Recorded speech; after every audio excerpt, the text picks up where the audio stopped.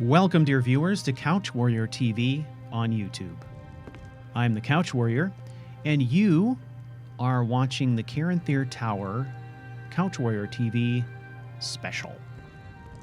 So today is a special day because today Dark Fox 127 was finally able to release his Caranthir Tower Reborn mod, and this is one that many people have been waiting for a very long time. We had the distinct pleasure of actually having Dark Fox on our show not too long ago. And if you're interested, go back through the archives. You can listen to our interview with Dark Fox. And even more exciting, we are planning to have Dark Fox on the show again. We will be recording that show on September 5th, and it will be out at the end of that week. So today what I wanted to do was just do a blind playthrough of the Caranthir Tower mod and kind of honor all the hard work that Dark Fox has put into this mod and kind of showcase a lot of the really interesting and innovative things that he does in his mods. I think it's going to be a lot of fun. Joe has actually played the original Caranthir Tower. I have not done that, so for me this is a completely new experience. So just a little bit of information about Caranthir Tower itself. As I said, it's Caranthir Tower Reborn. Now, there's still an older version out there, so make sure you get the new version. This is basically kind of a player... It's a very, very well-constructed and detailed player home, but it also comes with a small quest and so forth, and the home is set up in such a way that you can actually make it into kind of an immersive gaming experience in that you have the option to actually construct or refurbish the inside of the tower. He also provides some shortcuts in the MCM menu, so you can bypass that if you want to just have it as a home right away and don't want to go through the role-playing aspects. But the good news is that you've got options, lots and lots of options where this mod is concerned. So if you haven't checked it out, I would highly encourage you to do that. There is also a sister site for Caranthir Tower Reborn that has some patches there, and I'm guessing that there'll be a few more patches coming out over time. But if you're using anything like unique uniques, for example, or enhanced landscapes, there are some patches in there that you're going to want to grab and make sure you get those installed. The unique uniques one, I believe that just makes some allowances in storage space for those particular modded weapons. The enhanced landscapes, which I am using, by the way, enhanced landscapes adds quite a few objects to the game world, and that patch takes out some objects that conflict a little bit with the tower, is my understanding. So I have loaded those two patches along with Caranthir Tower Reborn itself, and at this point I have just allowed loot to kind of arrange everything for me. So let's talk a little bit about this playthrough. As you can probably see, this is a character that I have not exposed to my audience before. So his name is Zatu. Zatu. Hi. Do you want to read The Black Horse? And if we let's take a quick look. I think it's helpful to understand the character approach I'm taking here. He's level 42. He is basically, he's primarily a two-handed fighter, but he also has quite a bit invested in destruction and some in restoration as well. I do have levels in illusion and alteration and stuff like that, but I haven't taken any perks there. From the magic perspective, he's focused pretty much on destruction. And within destruction, I'm using the Ordinator perk overhaul, by the way. Within destruction, he is focused exclusively on the element of fire. So there's he's something of a sword-wielding pyromancer, if you will. Because he is a two-handed weapon wielder, it tends to be sort of an all-or-nothing proposition. He's not really a spell sword. He's either using the sword or he's using the spells exclusively. It just kind of depends on what the situation calls for. So as I see him, he's probably more apt to use his spells as a ranged weapon alternative. He does have no bow or anything like that, so the spells are essentially his ranged weapon. So, as you know, given the fact that character is so important to me, those of you who aren't familiar, Joe, Matt, and I have created the Character Crusade Roleplay Workshop. It is a podcast available on YouTube and on iTunes, Stitcher, SoundCloud, and all of those outlets. But we focus on Skyrim, and we specifically talk a lot about character development, roleplay, mods that you can use to make your characters more vivid.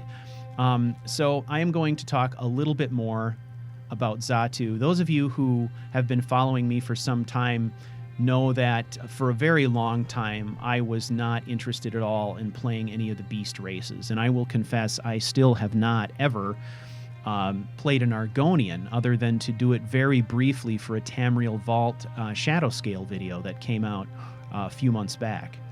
However, this Khajiit, Zatu, I absolutely love him. And he does have kind of a backstory. This is kind of a backstory, obviously, of my own creation that plays a little bit on available lore, and I take some liberties with the lore to some degree. Essentially, the way that I have explained Zatu's backstory is that he was formerly a member of an elite guard called the Main's Watch, and their mission basically was to guard the Main, who was, essentially a Khajiit ruler. And I kind of think of the Main's Watch as something equivalent to, say, the United States Secret Service, kind of following around the Main as he travels from place to place, or going to certain places in advance of the Main and managing security, things like that. If it's a mercenary you're looking for, you found him. There's no sword on for hire in all Skyrim. Khajiit does not need mercenary. My Khajiit voice tends to sound like some kind of a Russian accent. It's bizarre. So anyway, as I'm telling it, the deal with Zatu is that he was very, very good at what he did, but he had a mean streak or a cruel streak that caused him to take some actions and end up being shunned from the guard. And after being sort of blackballed, it forced him to think about his outlook on life and the way that he treated other people. And he has essentially reinvented himself. So the way that I've kind of played this out is that he has left Khajiit society, having sort of shamed himself, and he joined up with a Khajiit caravan and worked as a guard for next to nothing, traveled to Skyrim, and spent a fair amount of time guarding Khajiit caravans. He has since separated himself from the caravan and has gone out to just kind of wander Skyrim and seek his fortune. And he's kind of on a mission of self-discovery.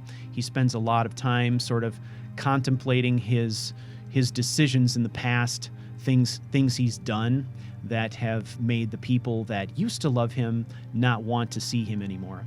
So the armor that I'm using here is the Akaviri Samurai armor from the Immersive Weapons mod, and I like it because it looks like the Blade's armor, but it's very, very heavily tarnished. It looks like he kept his uniform from the Main's Watch and just has maintained it over many years, and this is kind of how it looks now. It's not the highly polished piece of, formal armor that he would have been wearing at the time that he was working for the Main's Watch. It's just been well used, tarnished, cleaned over and over, and it's kind of, his signature thing. The backpack, of course, he's got all of his belongings, and then I'm using the Akaviri Battle Saber from Jace's Swords.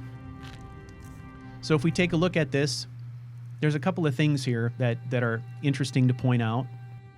So I have used Jackson's Renamer. I love to do this. Use Jackson's Renamer and come in here and rename the items that are important to him, making them personal.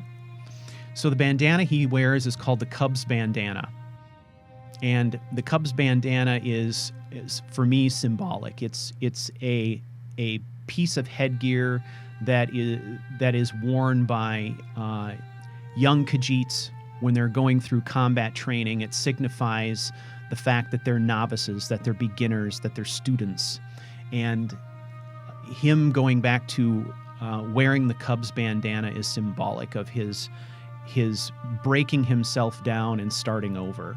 So he wears the Cubs bandana. He doesn't wear it always, but it's always on his person. It's an item of importance.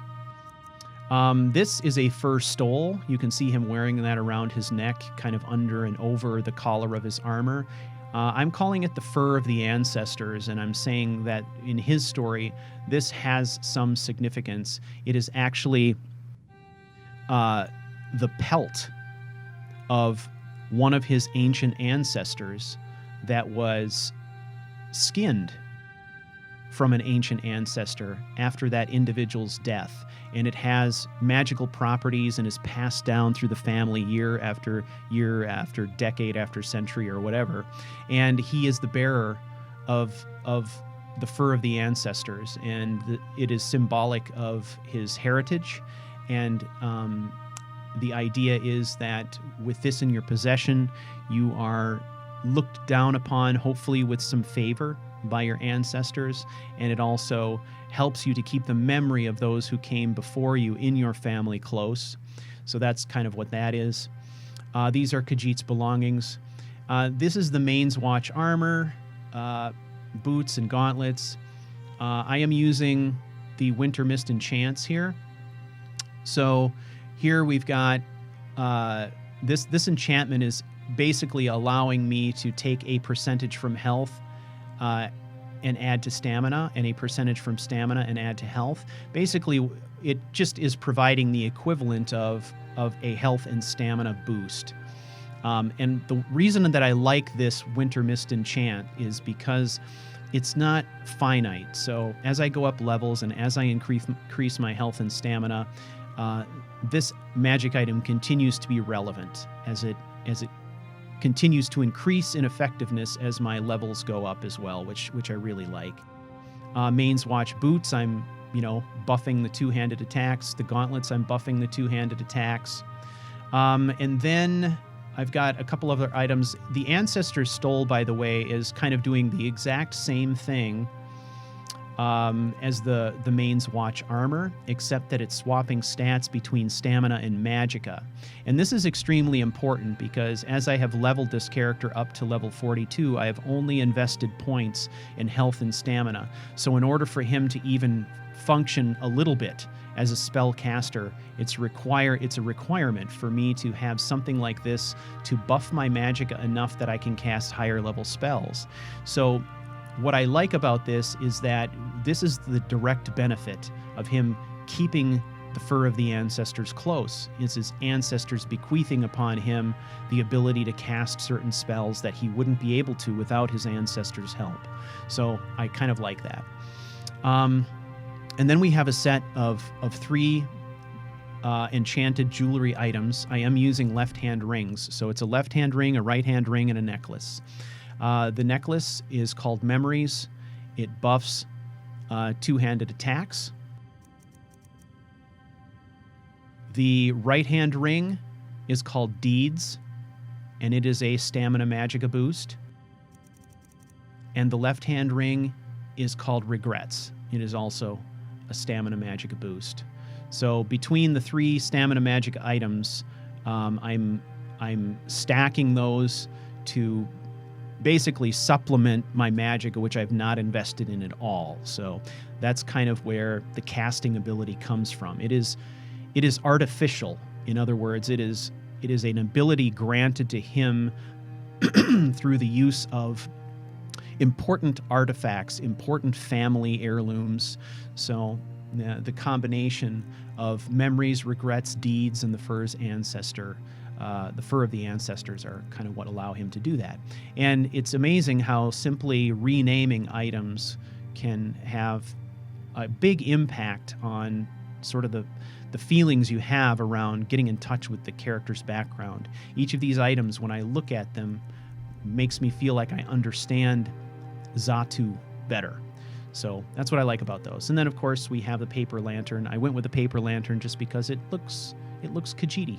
You know, it looks like something that he would carry.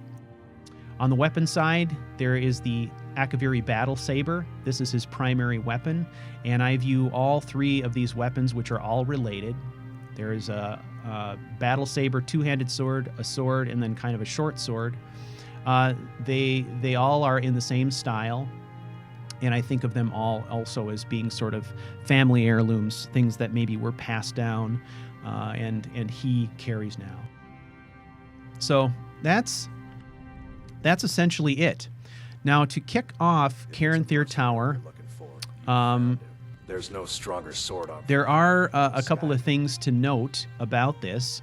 Caranthir Tower Reborn, the recommendation is the requirement is that you have to be level 20 or higher in order to kick this off. Once you hit level 20, then the deal is that you will be approached by an individual who will provide you with the things that you need in order to find the tower.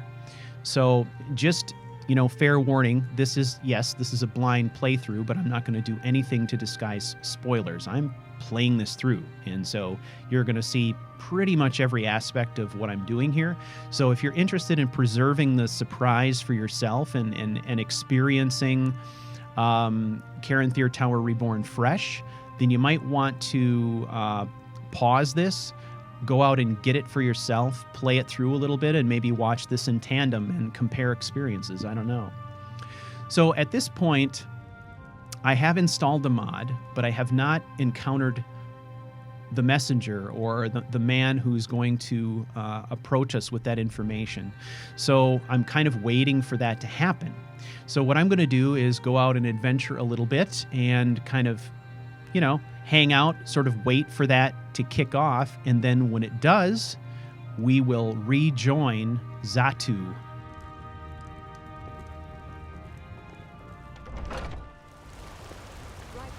Shiny trinkets for your good lady, all crafted by the great Aorlan, Grey Mane himself. I don't suppose you're going to buy something this time?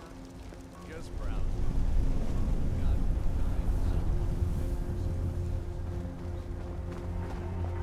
Nazim says little runts like me don't belong in the Cloud District.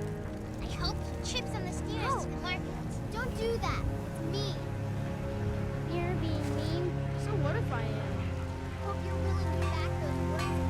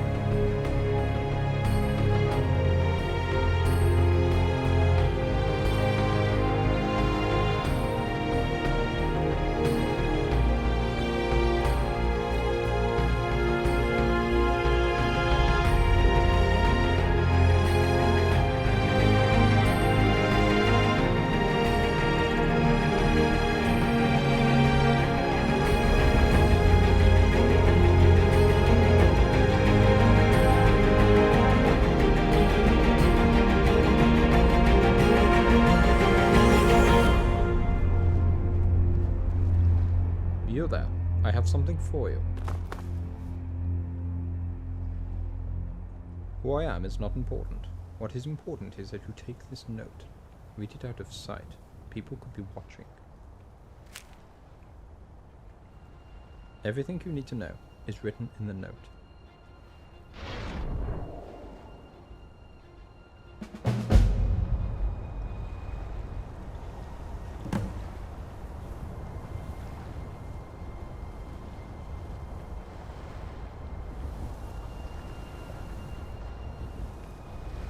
Well, we did it.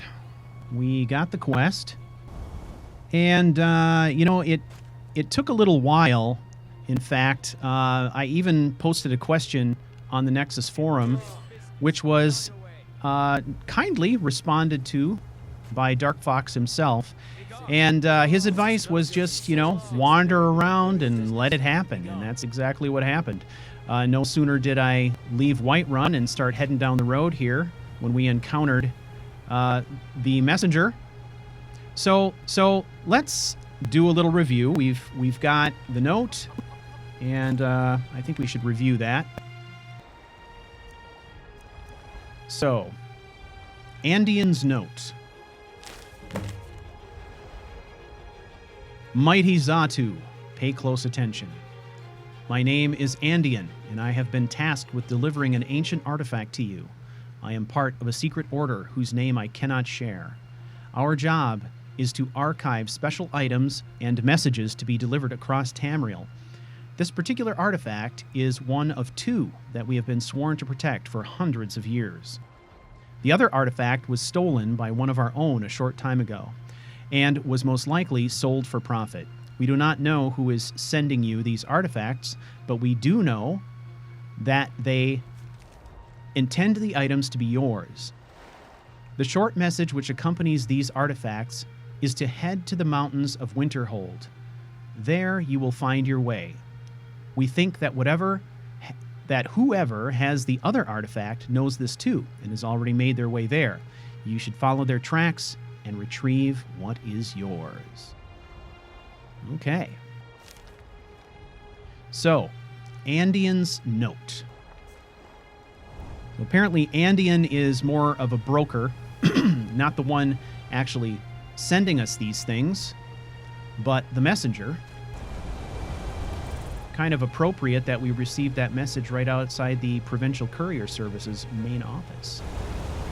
So, we are going to travel to the mountains of Winterhold and see what we can find out. Apparently there's an artifact that we are supposed to claim as well that has been stolen, and hopefully we can recover it there. And discover a little bit more about who's sending these things and who has stolen the item.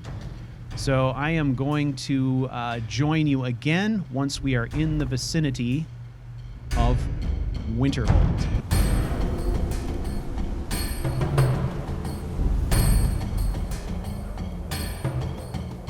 Okay, we are here in Winterhold, and you know, it is worth mentioning that along with Andean's letter, this gem was also added to our inventory.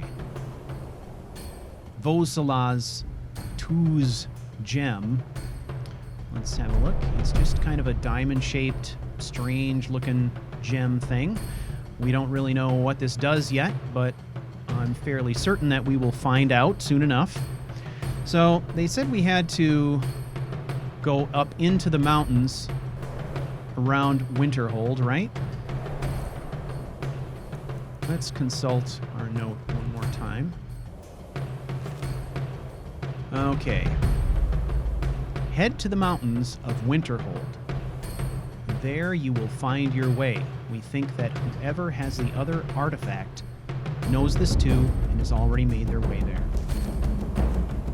All right. So, should we go this way?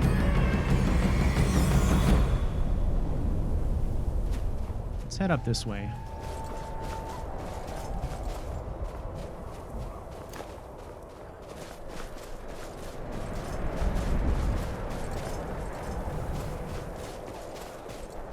As I said, this is a blind playthrough for me, so I don't really know where I'm going. I'm just exploring. So, anywhere up in here, I suppose. I imagine the sooner we get up in there amongst the peaks, the more likely we are going to be to find what we seek. At last, a worthy opponent! Oh, worthy indeed.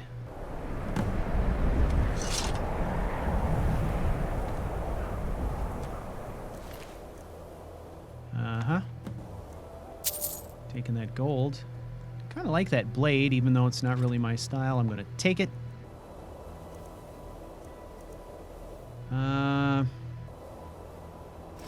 Might take that as well.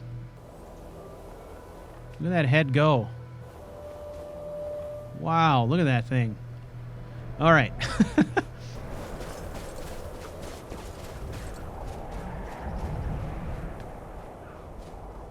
Okay.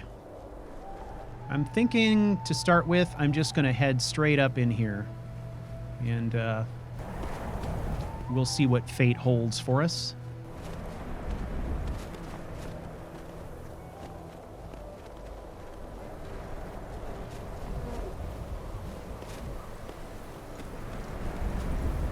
Troll.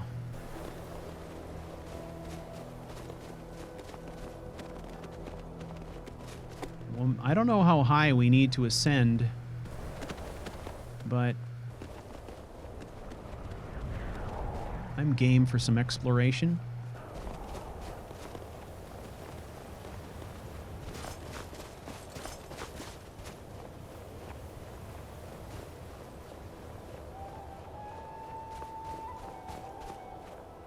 All right, I am going to... I've got another screen going here where I'm keeping the mod user guide up where I can see it.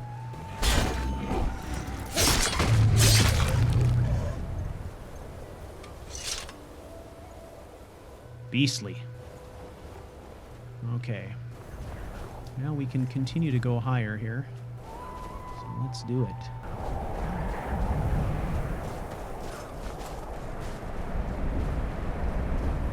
It's been kind of interesting. I've been watching the Nexus forums since the launch, and it's absolutely on fire with people who are downloading it and trying it out and really enjoying the mod. I think a lot of us have been waiting for a long time for it.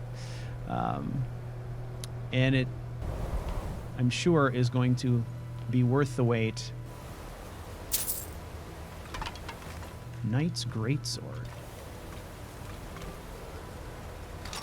Let's take that. That looks cool.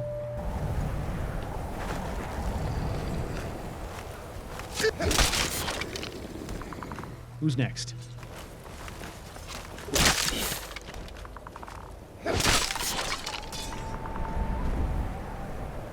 Undead Redead. Okay, so let's keep going up.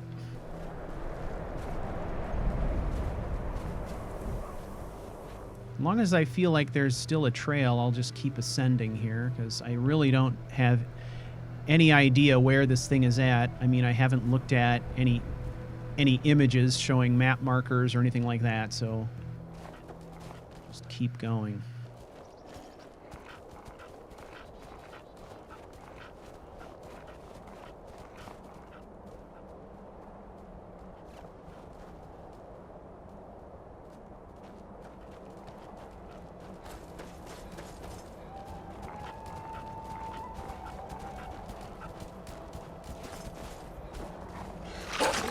Ah.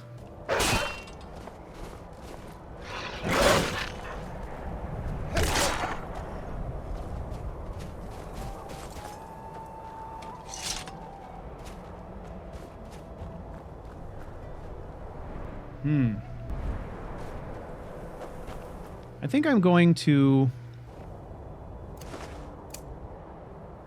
switch to the night vision just in case. Really don't want to miss any clues.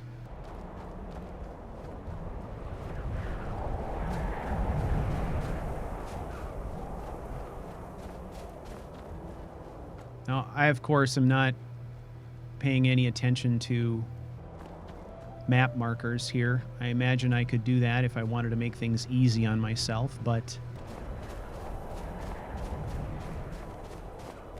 I'm not there yet.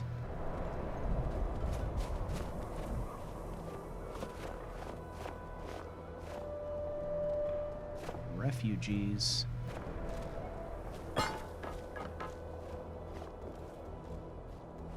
I'll admit this is a part of the map that I do not travel to very often.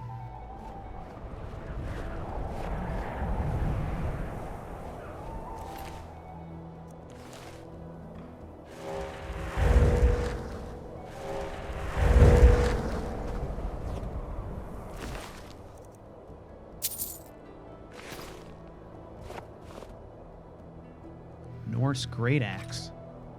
Okay, I just came down from that pass, right?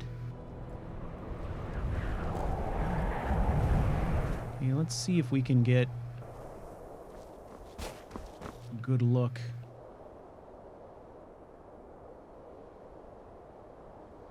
I could try to go up there a little further.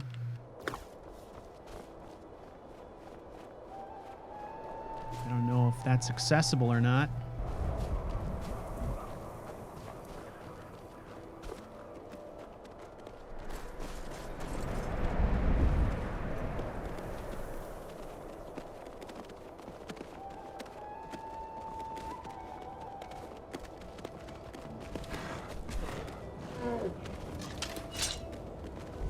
Come on. Come on.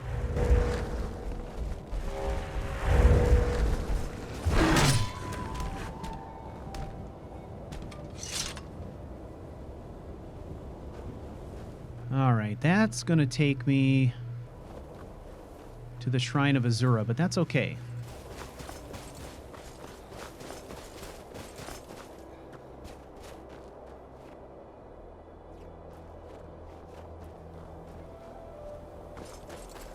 My sense is that maybe the tower is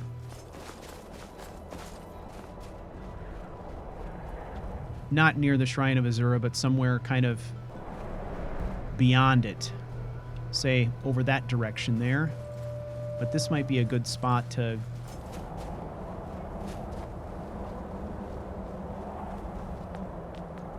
I'm using the paper world map, so the map view doesn't do me a whole lot of good when it comes to finding trails and things like that. So it could be that peak. Could be that. Guess it could be over there too. Let's get over here and look down the other side. We can.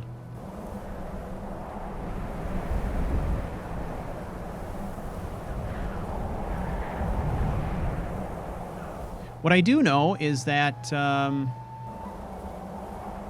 Joe from the podcast, he has played the original Caranthir Tower, and he talks all the time about how when he is at the Mage College, he can kind of look from the Mage College and see the Shrine of Azura, and beyond the Shrine of Azura, he can see the tower. So that makes me think that it's probably further down the mountain range than where we are right now, so...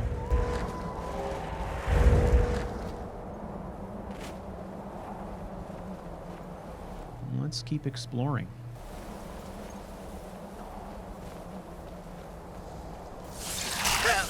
Ooh.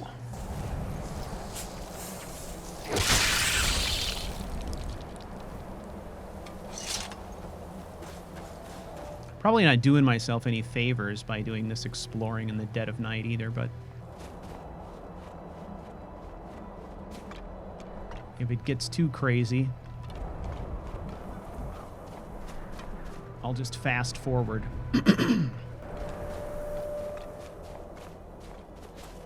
Let's go look up here real quick. Okay, nothing here.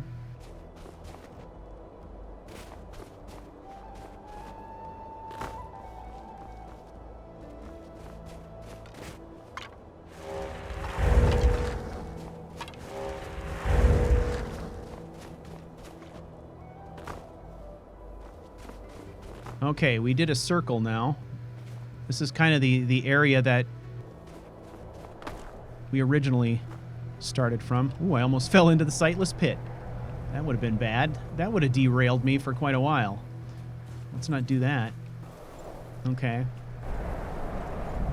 All right, so we're going to go up this trail again. And this time we are going to try and veer the other direction. So before we went up that trail,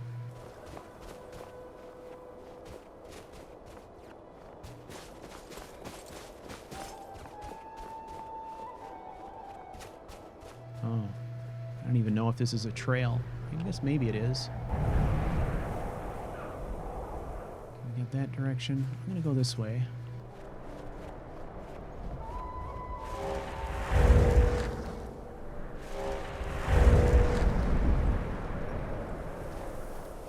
Keep going up. Just got to remember where all these trails are so that I can backtrack if I need to.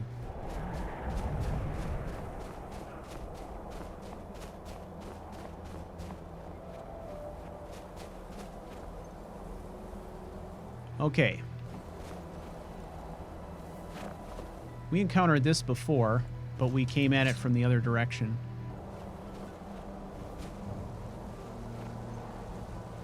All right, buddy. You want to do this or what? Whoa, whoa. Health is low already.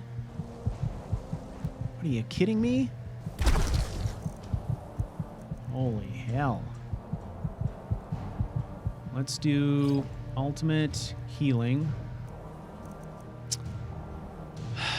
What do I got? I got nothing, man. I'm just going to have to try and deal with these mages. Damn.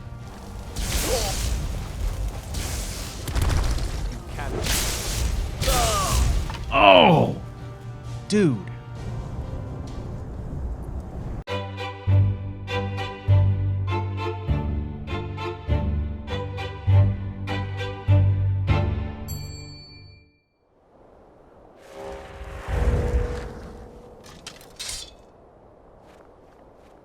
All right, let's try that again. Khajiit, thy nasty death.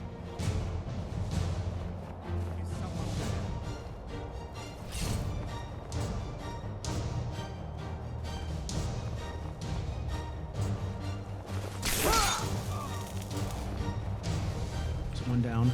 Ouch. All right. Come closer, my friend. Come closer.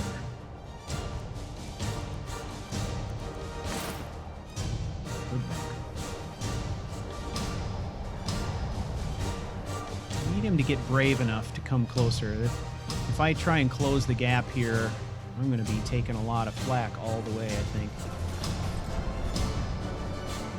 Closer. You're pathetic. Ah, oh, woo! Hey, that was close. Guess we may as well search them while we're here. Ooh, a Briarheart.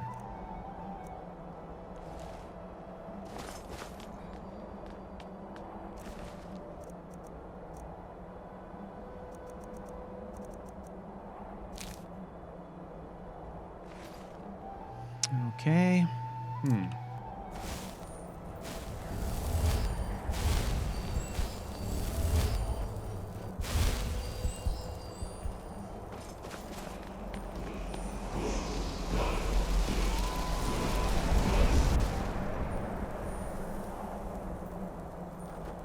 Okay, so we're kicking around here, Mount Anthor, right?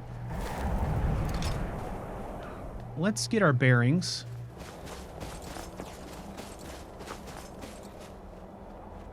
I need to figure out where we are in relationship to the ocean. Okay. All right, so we are facing directly north. So I'm thinking what I want to do is continue this direction.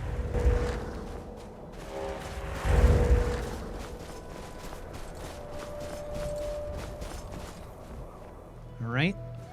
This way.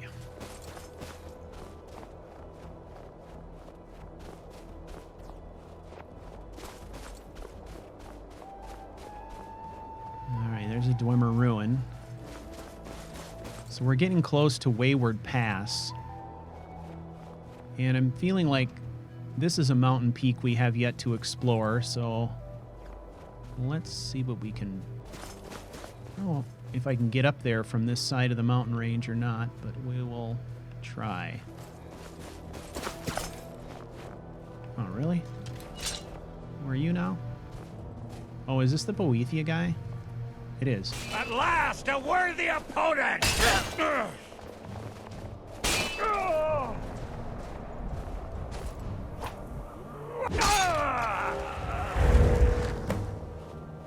Yeah, we got him again, of course, because we died. Oops. And had to reload, so... Broadsword, that's fun. Cloak. And we'll leave all that other crap. Okay. So this is Wayward Pass.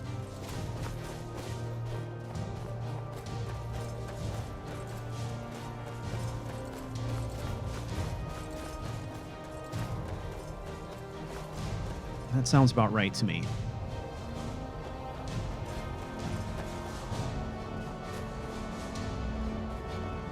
This is a good amount of exploration, to be honest. I like it.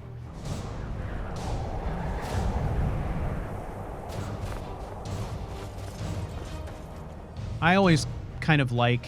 I mean, you know, sometimes the impatient side of me just wants a player home where I can immediately go in and the key is just there, but... I like the idea that in this particular case... Traveler! Oh, jeez. Let's see. We'll quick save just in case.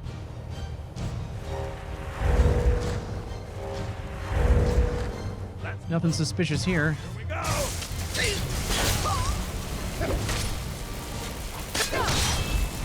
Die, damn you!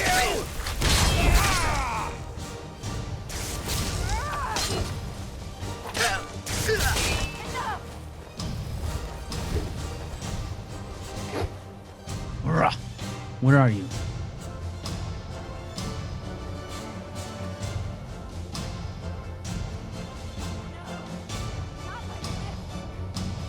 I see you. Ha!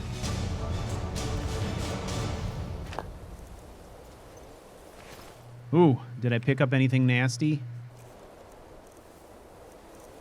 Nope. All right, we're good.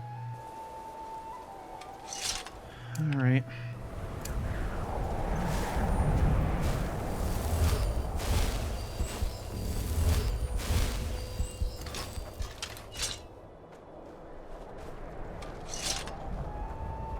Okay.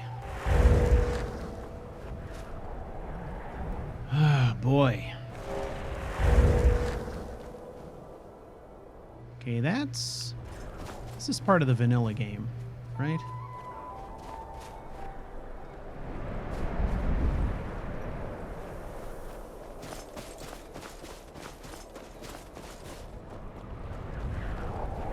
There's got to be a way. Because I really feel like we have come as far west as we dare. Any further west, and I think we're going to be too far from Winterhold.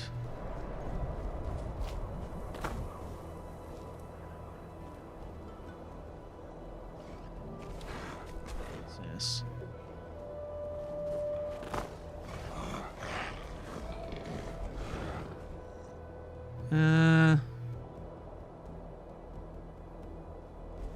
Looks like there's an ascent over here.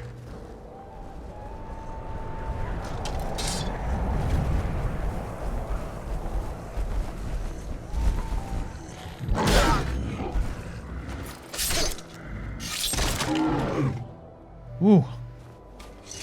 Love that battle saber. All right. Excuse me. Okay. Let's try up here.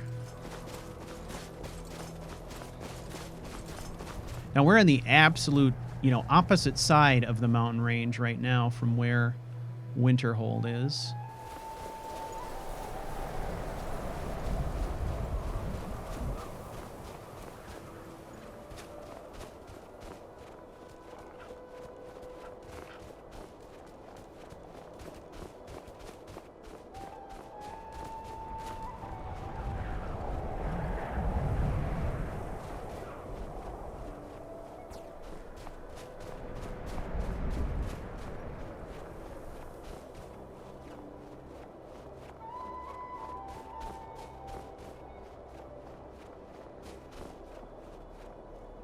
Can I get up here?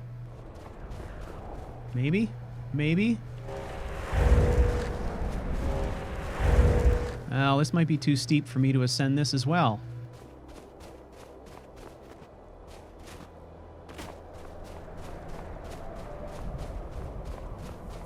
Oh, dear God. Okay, y'all. I'm going to take a little break. I'm going to figure out where this is and how to access it, and I will join you shortly.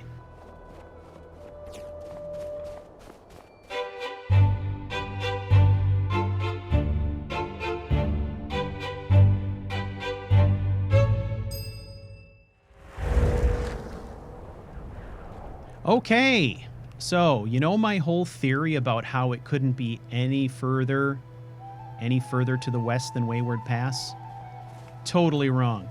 Totally wrong. In fact, we were very close to it here. I think it was the next peak further west in the mountain chain. So I'm coming out of Wayward Pass now, and we're going to head further west. Now, I still don't know where a suitable location is for me to ascend this. It could be from this side, it could be from the other side. I have no clue. So let's do that.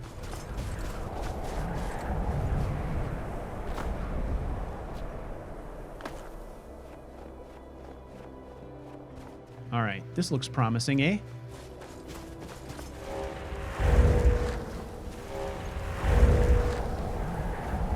This looks promising.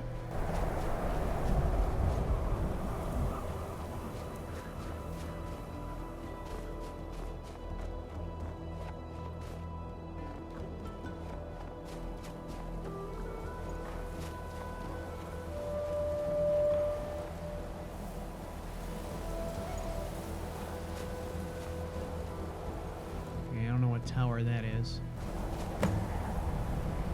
Travel to the mountains of Winterhold. Search for clues about the sanctuary. What is this?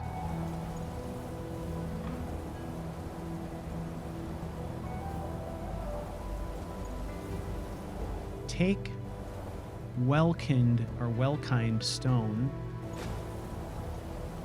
Take phosphorescence. Take water walking. Wow, cool. Okay. Got those. So we found 2 spell books, I believe. Yes. Spell tome phosphorescence. Illuminates your body with a bright light, which helps light your surroundings. Cool. Water walking, we already had that. And another stone. Ooh, look at that.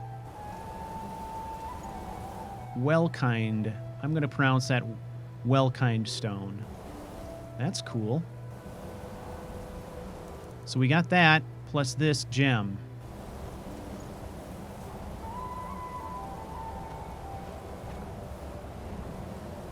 Oh, wow.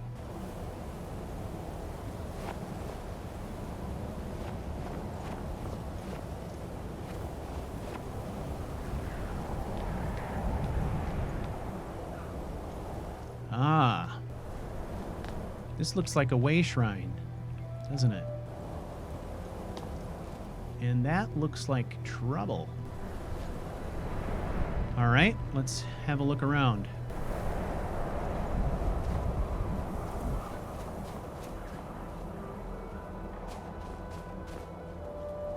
Okay, we'll do a a little spin around this whole thing just to see it from all angles, make sure we're not missing anything. So it's like a way shrine. The big dragon statue. Let's have a look at this phosphorescence. Mm-hmm.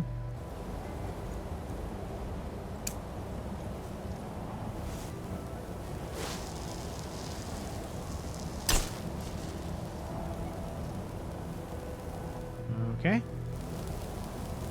Huh.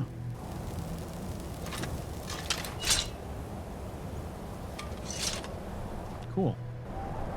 All right, so I don't see any place here where a gem might go. Oh, look at these. Can I somehow light those, maybe? Perhaps?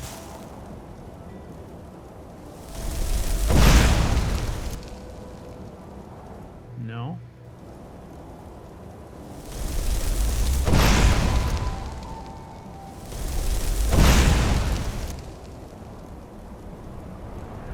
No.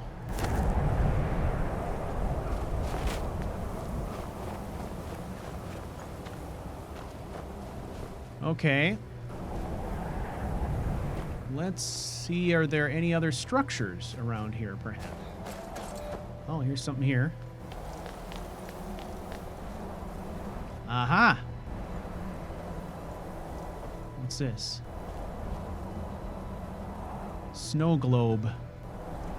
Magic anomaly. Snow globe found. Snow globes will give you access to new features throughout the tower as you collect them. For example, the Frost Atronach globe will unlock the ability to conjure a Frost Atronach at the altar of magic. Find all the snow globes to unlock one final special summon. Awesome. All right, we found some kind of an artifact. That is pretty cool. Anything else over here?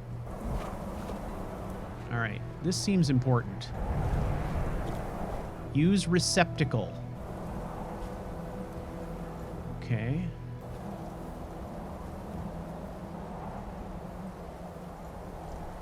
All right. Shall we use receptacle? You do not have the required item. You know, I kind of thought so. Look, because the shape of that seems different. All right, let's take a look at our snow globe. What's this all about? That's really cool. That's really cool, Dark Fox. Really cool. Okay. This looks like it's kind of the shape like you might put a blade in it, right? All right, so let's look and see if there are any more structures, anything that we haven't found.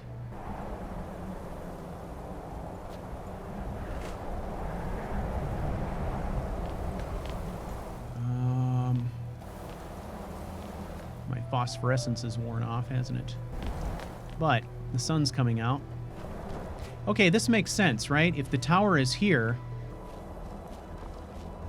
yeah, you can see the Shrine of Azura and, I suppose, beyond that, the College of Winterhold. So we're definitely in the right place. We just, I think, are lacking the required items to do this. Let's have a look. Search for clues about the sanctuary. Okay, so we found a globe. We found the stone. We found a spell tome of water walking. That seems very specific, doesn't it? So we came up here and we had clues underneath this tree. How about over here? Anything over here?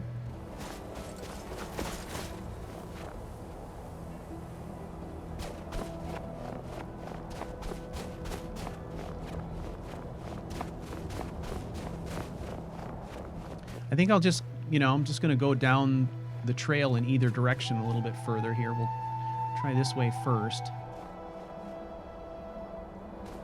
Really not sure how far I would stray from that site.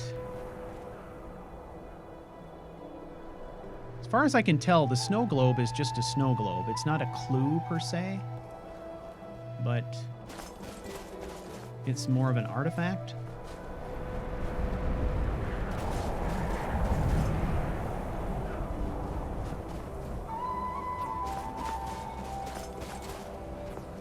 So yeah,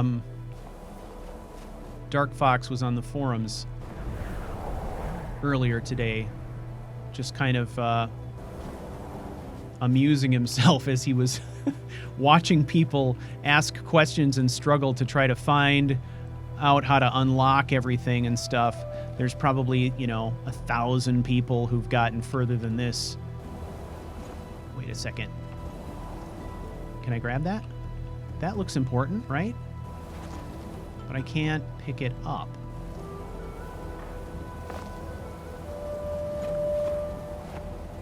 Wait. Search knapsack. A journal, a lantern, and a soul gem.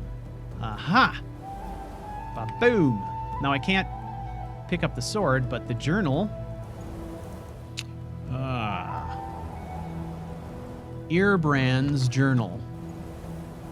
20th of Evening Star, 4th Era, 172. I've retrieved the ancient sword that once belonged to an Altmer named Lucan Caranthir. I have spent much time reading up on this ancient wizard and was able to finally track down the location of his personal sword. It has taken me many years to infiltrate the ranks of a secret order whose purpose is to archive artifacts such as this for delivery to their rightful owners. I can't imagine anyone will be around to claim this sword after so many hundreds of years. So where is the harm in me taking it? The sword seems to have aged well, although it's been through many battles and there seems to be some damage to the hilt.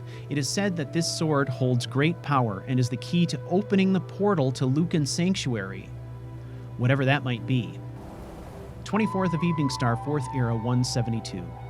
After digging through a lot, and I mean a lot, of books in the archives, I've found that the sanctuary of Lucan is in fact a huge wizard's tower that looks like, for whatever reason, he decided to hide the tower and sometime after completely disappeared without a trace.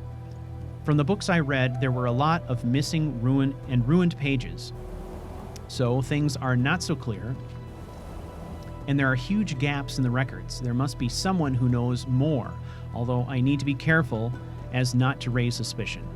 I also need to get out of here before someone notices the sword is missing, but I can't do that until I know the location of the tower.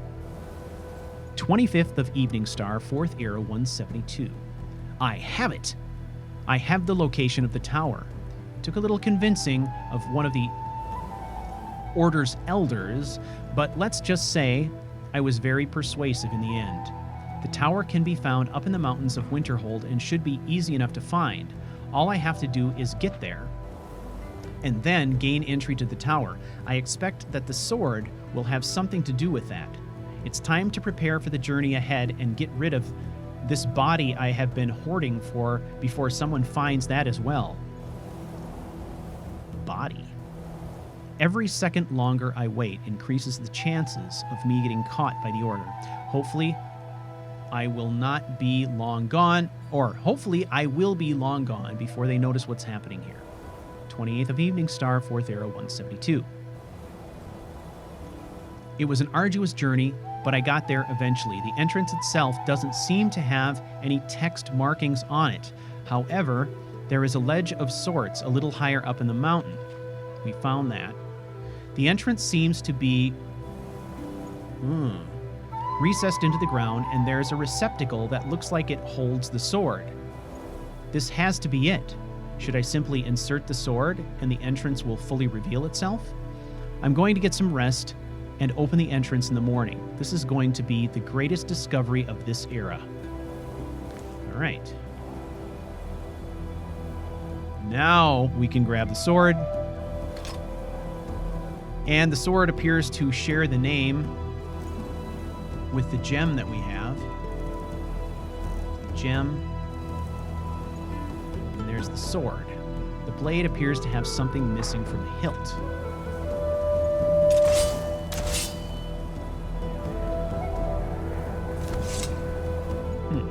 All right. What is this, by the way? Is that something I can... Doesn't appear to be something I can grab. So let's head back up. Maybe we can put the sword in and then insert the gem somehow afterwards.